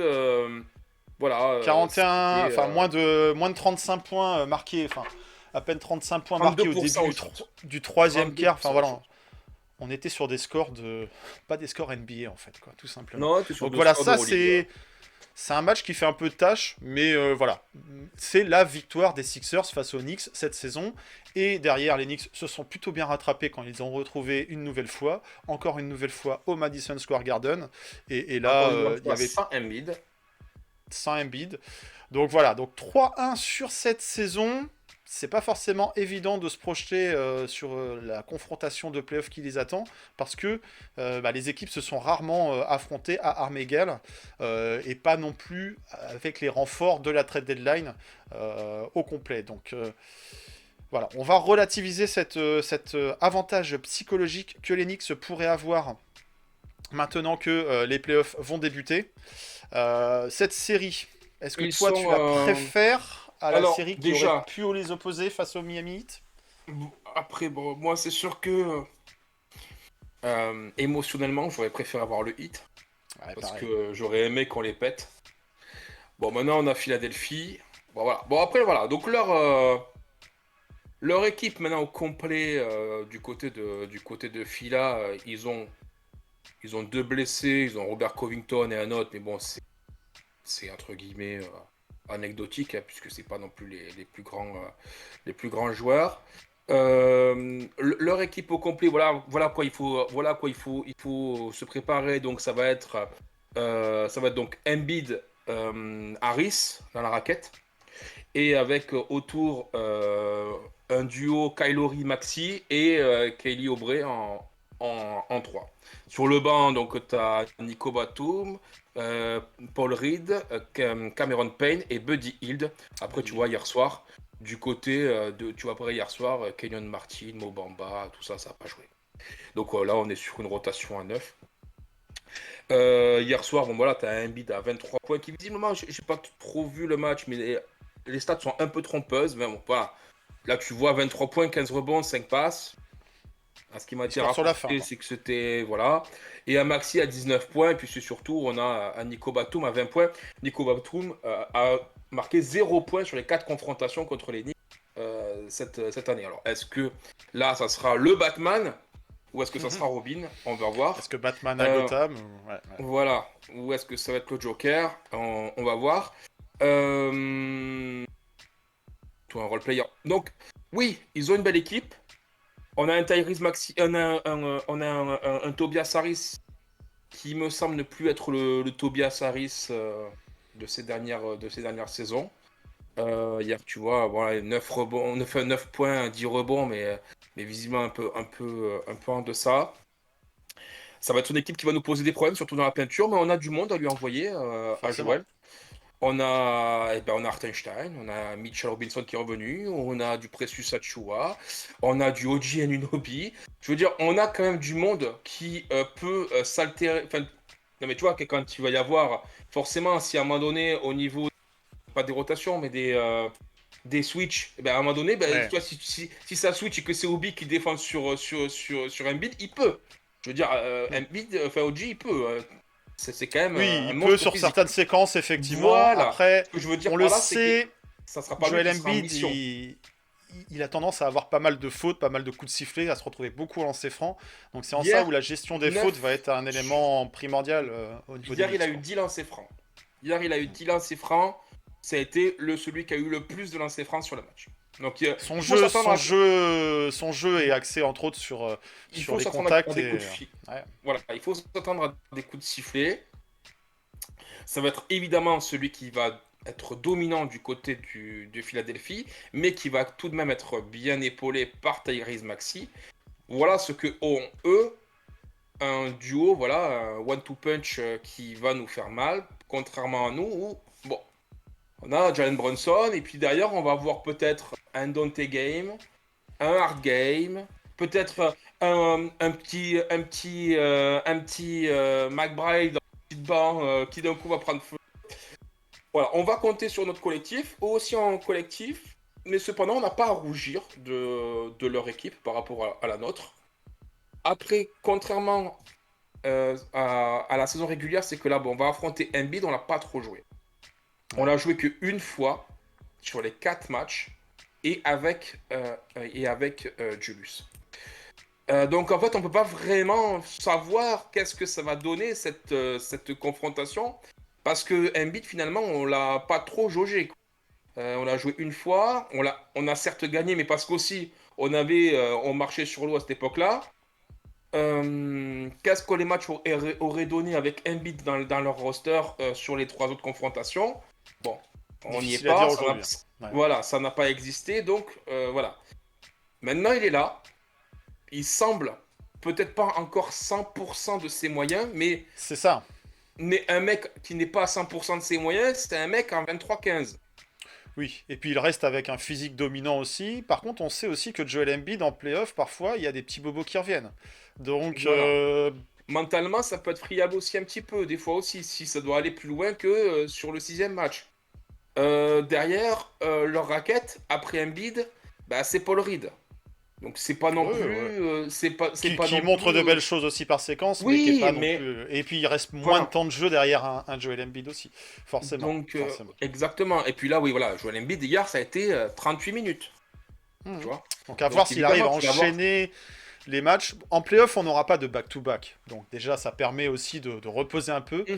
Mais voilà, il est revenu en fin de saison, il est revenu de blessure. Certes, les Sixers ont enchaîné les victoires. À voir quel niveau de forme il a. Il aura une présence importante dans le jeu des Sixers, mais est-ce qu'il va pas aussi être sujet de nouvelles fois à des blessures? Les contacts, ils vont être présents, les fautes, il va en avoir. Ça peut aussi Ah oui. permettre des fois un peu de rééquilibrer l'arbitrage, parce qu'on s'en est plaint par moment sur la saison vis-à-vis de Jalen Brunson, qui prend lui des contacts et qui n'a pas les coups de sifflet. Bon, Il a là, pris ça va le être petit difficile pour les arbitres de siffler des fois des coups, des petites fautes, des contacts qui semblent peut-être légers au regard d'un Embiid, et puis pas siffler des contacts qui seront réellement marqués sur un Brunson. Donc on verra aussi l'arbitrage, comment est-ce qu'il va être Après, équilibré sur cette série. voir, il faut s'attendre à ce que Maxi défende sur Jalen Brunson.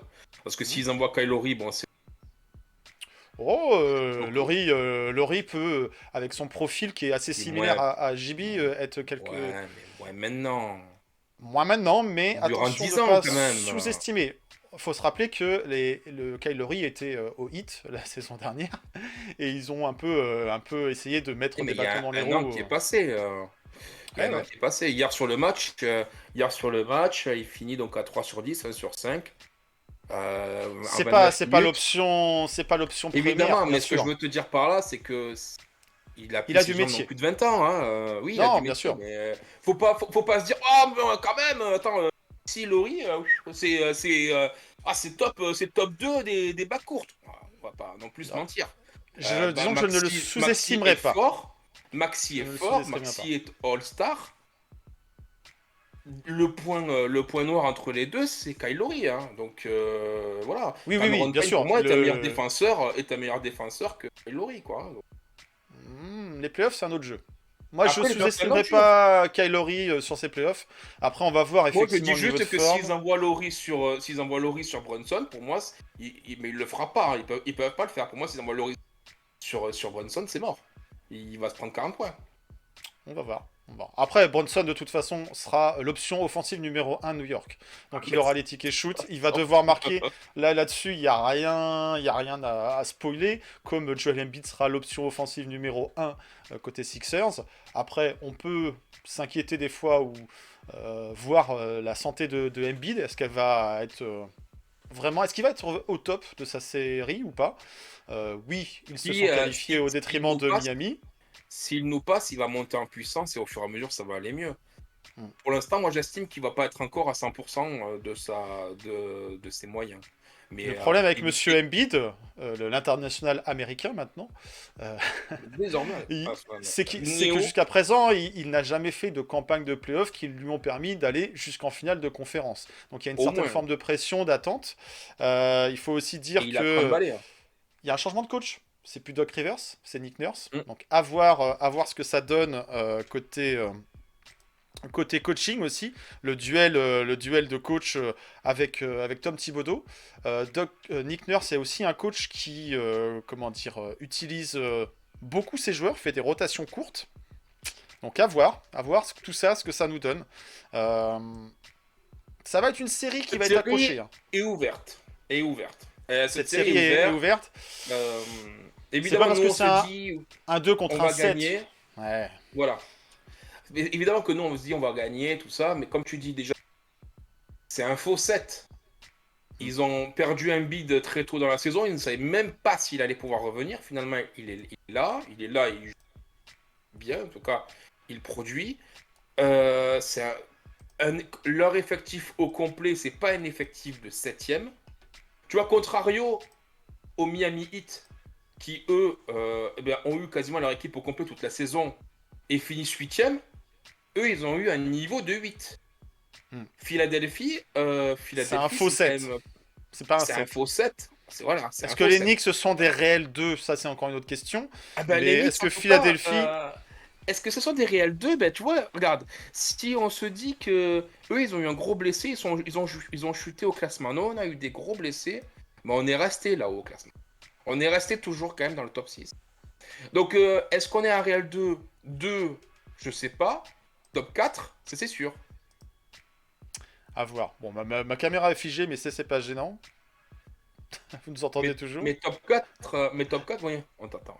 Mais top 4, ça c'est sûr. Pour moi, ils sont top 4 les Knicks cette saison. Et à la limite, Philadelphie, c'est à la limite cette affiche, elle aurait dû être en demi-finale de conf, tu vois. En fait, on a une demi-finale de conf en premier tour. Voilà. C'est ça. C'est ça. En tout cas, c'est une série qui s'annonce accrochée. On va se risquer au jeu des pronostics, comme on le fait à chaque fois.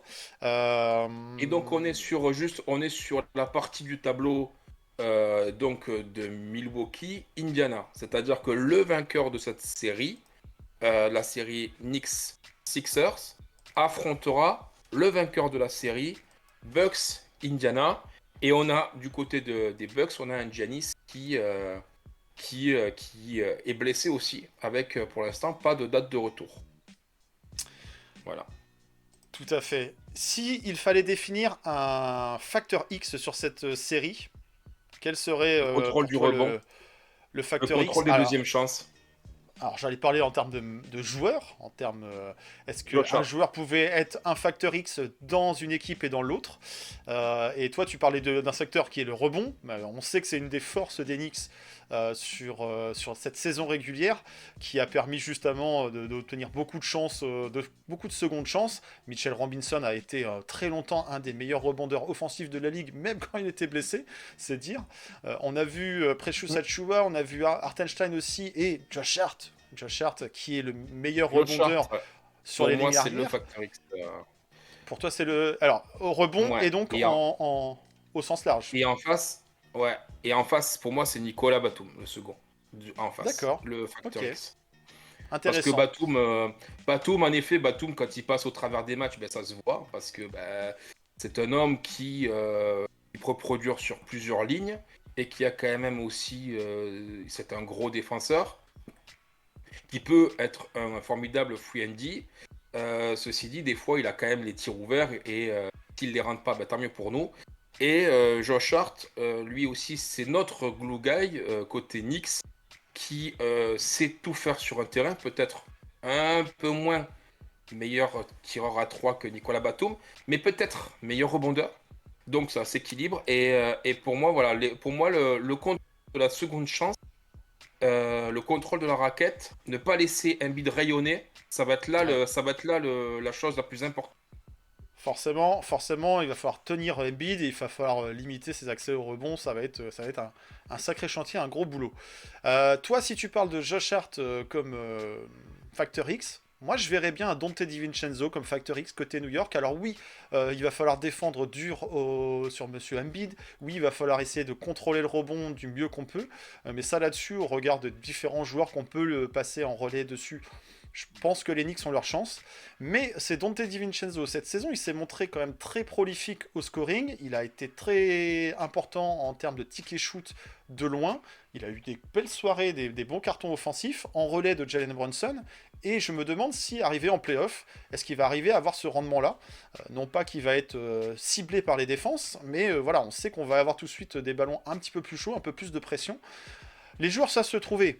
Brunson s'est trouvé Hart. Alors, c'est sûr que c'est Les pas la même tickets pression, shoot, les mais corners il faut et pas compagnie. oublier que- Mais est-ce qu'il va avoir ce rendement? Est-ce qu'il va avoir ce Après, rendement faut pas- arrivé en playoff? c'est sûr que la NBA et la NCAA, c'est pas la même chose, mais cependant, la pression. Non, mais je suis d'accord avec toi, mais entre la pression médiatique et la pression du match, que quand tu joues une March Madness, quand tu vois comment sont les stades, comment sont remplis les salles, l'engouement qu'il peut y avoir, tu vois, c'est une ferveur qu'il y a énormément. Donc ce sont quand même des gens qui ont connu ce genre de choses, qui sont, tu vois, qui connaissent ce genre de pression. Je dis pas que, évidemment, il va arriver et il va scorer 20 points à 50% à 3. C'est pas du tout ce que je dis. Je dis juste que dans l'approche, en fait, de jouer des matchs couperés, des matchs playoff, Il connaît. Il connaît et il a un Ils passif ont eu avec des Milwaukee. Il a été champion Voilà. avec les Bucks. Il a joué Aussi. avec les Warriors aussi. Donc il a cette expérience-là, mais il n'avait pas ce rôle-là dans ses Non. équipes à l'époque. Et c'est en ça où, arrivé à New York cette année, cette saison, il a un rôle qui va au-delà de ce qu'on pouvait attendre de lui. C'est un aurait role pas player. dû, Il a et- montré plus de C'était choses. pas le rôle qu'il aurait dû avoir en plus quand il est Non, arrivé. non. Mais tant mieux, il a surpassé les attentes. Est-ce qu'arrivé en playoff, il va réussir à garder ce niveau-là? La saison dernière, on avait été déçus d'un Quickley, on avait été déçus d'un Ouais. Grimes, qui faisait pourtant des bonnes saisons. Et on avait été agréablement surpris encore par Brunson, mais on avait plus de certitude, de Et Josh Hart garantie. qui nous avait fait des playoffs de fou. Et Josh Hart, oui, sur la première série, un peu moins sur la deuxième. Donc voilà, donc moi c'est plus Donte où je me dis, s'il arrive à maintenir ce niveau de menace offensive et à finir à des soirées à des 18 et 20 points, là oui, les Knicks auront leur chance parce que en relais qu'on de a un Brunson, Mitch, il y aura quelqu'un. Version Il y aura cavalière, quelqu'un pour apporter du scoring, quoi. Donc voilà, sur cette série, moi ça sera mon facteur X. Et côté Sixers, toi tu étais parti, alors peut-être en mode cocorico sur un Nico Non, Batum. pas du tout. Pas du tout, parce que Nicolas Batum a cette faculté. Non, j'ai pas eu ce côté bleu, Alors ce blanc, côté rouge, France. couteau Mais suisse. c'est vrai que c'est. Voilà, exactement. Pour moi, c'est un mec qui sait tout faire et que quand il est bon, et ben ça se voit, en fait. Quand il est bon, quand il l'apporte, et ben ça se voit. Et que quand en fait il produit pas, c'est un mec, tu te dis, mais il était là, il a joué. Et que cette année, quand il a joué 4 fois, il a joué 4 fois les Knicks, et que les 4 fois, il a été pas bon, il a scoré 0 points, très peu d'impact, et ça s'est vu. Donc voilà. Donc au final, pour ça que je sais pas tout, c'est je pas côté France. Je comprends ton choix, mais il n'y a pas de souci là-dessus. Et moi, je vais plutôt partir sur un Kelly Oubre Jr. Non pas que j'affectionne beaucoup ce joueur, mais je me dis qu'il a ce côté un peu plus pétard ambulant, un peu feu follet aussi, qui peut faire qui peut causer des difficultés parce que c'est pas un profil de joueur qui est évident à défendre. Plutôt longiligne, plutôt dynamique, plutôt explosif. Alors il est peut-être moins présent sur le côté all-around, mais attention, si c'est un joueur qui est capable d'apporter en relais et de devenir ce troisième scoreur derrière Embiid, derrière Maxi, ça peut être compliqué. Ça peut devenir compliqué à New York. Qui irait chercher ce spot-là. Eh ben écoute, c'est mon choix. Toi, t'as fait ton choix sur Nico. Non, mais non, je te pose la question. Parce qu'après, moi, je partirais sur sur ce facteur X là. Sur cette Kelly série. Kelly Oubre, il est capable du meilleur comme du pire, quoi. C'est-à-dire Tout à que fait. mentalement, c'est D'où le côté facteur X. Le côté facteur X. Il a un peut feu devenir d'artifice, quoi. Donc, une équation insoluble pour les Knicks s'il faut défendre sur Embiid fort, s'il le faut vois défendre pas sur régulier. Maxi. Bah voilà, on verra. Allez, on va se projeter un petit peu sur le pronostic de la semaine. On va garder cette vue pour les caméras, puisque je ne sais pas pour quelle raison la technique nous lâche en cette fin d'émission sur l'autre vue. Mais donc, on l'a dit, il y a un match samedi, dans la nuit de samedi à dimanche. Match 1, ouverture. Qui démarre la série par une victoire? Les Knicks? Les Sixers? Bon, écoute, j'avais 4-0 sur le pronostic, donc on va me garder cet avantage, et puis on verra si tu le reprends pour la série la semaine prochaine, pour le prochain épisode. C'est jamais évident de débuter une série de playoffs. L'avantage du terrain, ça peut des fois se tourner en désavantage du terrain. Ok, les Sixers auront joué ce match de play-in face au Heat. Ça leur aura permis de se mettre dans une ambiance play-off. Admettons, les Knicks se seront bien reposés. Bon, de toute façon, les Sixers vont aussi avoir l'occasion de se reposer. Le match n'est pas très tôt, donc tant mieux d'un point de vue, on va dire, habitude des joueurs. On n'est pas sur un match qui change les routines des joueurs. Ça va être un match accroché. On n'a pas parlé de la série, mais on va parler de la série après. Moi, sur ce premier match, j'aimerais une victoire des Knicks. Je vais partir sur un pronostic d'une victoire des Knicks en disant « Allez, ça va nous porter chance ». Même si je me dis que tout est prenable et que les Sixers peuvent aussi venir taper les Knicks sur le premier match. Mais voilà, pour bien démarrer la série, même si je pense qu'elle va aller loin, cette série, moi je vois une victoire des Knicks pour bien se mettre en jambes. Pourquoi pas trouver tout de suite un plan anti-Embiid ou du moins le freiner, le ralentir dans sa domination dans la raquette. Mais je vois un match accroché qui va se jouer sur un écart peut-être de 5 points en fin de match, vraiment quelque chose qui se joue sur une ou deux possessions, et victoire des Knicks au bout de ce Game 1, histoire de tout de suite assouvir et asseoir une sorte de domination sur la série. Et pas lâcher le tout premier match, parce que lâcher le tout premier match, ça mettrait tout de suite dans une position très inconfortable, et une pression tout de suite sur le match 2. Les Sixers auront peut-être, entre guillemets, un relâchement, en disant c'est bon, on est passé, et puis on a le temps, et oui, les Knicks, c'est peut-être l'adversaire qu'ils préféraient avoir, plutôt que d'affronter tout de suite les Celtics. Mais voilà, moi, allez, je pars sur un pronostic, et un match serré, mais victoire des Knicks pour le match 1. À ton tour. Eh ben écoute, C'est pas facile à pronostiquer. après longue réflexion Match nul. et, Oh non. et beaucoup de débats avec moi-même, pour moi, ça va se finir avec une victoire à plus 12. Oui. De qui? Oh, plus 12, d'accord. Un match plus largement remporté par les Knicks. Ouais, Très bien. Je sens que déjà d'une, on va avoir un point bien commencé. Contrairement à Miami, on a du monde à se faire succéder sur Joel Embiid.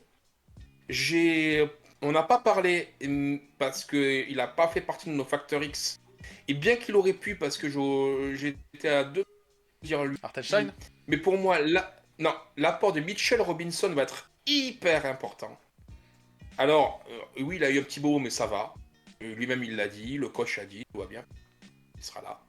De toute façon, on sait, Mitchell Robinson aussi, c'est quand même quelqu'un qui a eu des blessures, mais qui sait aussi un peu fermer les dents pour continuer à jouer. Il n'aura pas peur de... Il est moins fou que sur les premières années, hein, forcément. Maintenant, quand même, il connaît la NBA. C'est quelqu'un qui sait, qui a une super science du rebond. Donc voilà, l'apport de Mitchell Robinson pour moi va être hyper important. De la façon dont ils vont se succéder sur Embiid. On a quand même peut-être un atout athlétique qu'ils n'ont pas ou moins. C'est-à-dire que quand même, quand tu regardes entre Mitchell Robinson, OG, Achua, c'est costaud, c'est énergique.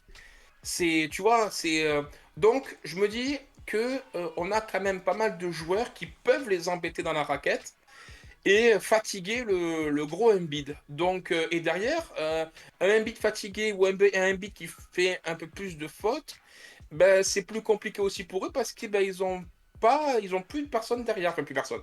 C'est dur pour Paul Reed, mais on peut pas comparer ce qui n'est pas comparable. Ah, c'est pas la même menace, on est d'accord. Voilà. Alors que nous, on a pu se passer de Mitchell Robinson avec un Einstein qui a fait le café comme il se doit. Donc voilà. Donc pour moi, on prend ce premier match. Maintenant, attention à l'excès de confiance justement après ce premier match. Ok. On va arrêter nos pronostics sur ce premier match. On sera de retour la semaine prochaine, lundi, pour débriefer ce premier match. Il y aura un match à débriefer, sûrement beaucoup de choses à dire comme à chaque fois. Et à ce moment-là, pour l'épisode 87, nous vous donnerons notre pronostic pour la série. Pour l'instant, on part plutôt confiant, avec le sourire. On a envie d'une victoire. C'est peut-être l'envie plus Parce que qu'on la l'aura raison, plus. je ne sais pas. On Lundi, verra. On l'aura sera plus. peut-être tout de suite beaucoup plus inquiet. On débriefera ce premier match et on se projettera sur le reste de la série, ce qu'on aura vu et ce qui nous permettra de dire oui ou non les Knicks vont se qualifier, oui ou non les Sixers vont se qualifier. En tout cas, voilà, il faudra être de retour pour l'épisode 87 pour avoir notre pronostic plus large sur la série. D'ici là, portez-vous bien, supportez les Knicks, bien sûr. Et puis, bonne fin de semaine, bon playoff à toutes et à tous. Et rendez-vous lundi prochain, voisin du dessous, avec ou pas les enfants. Peut-être que les miens seront là pour le coup. Pour l'épisode 87 sur KNF TV. Bonne semaine à toutes et à tous. Et puis, let's go Knicks. Ciao, ciao. Ciao.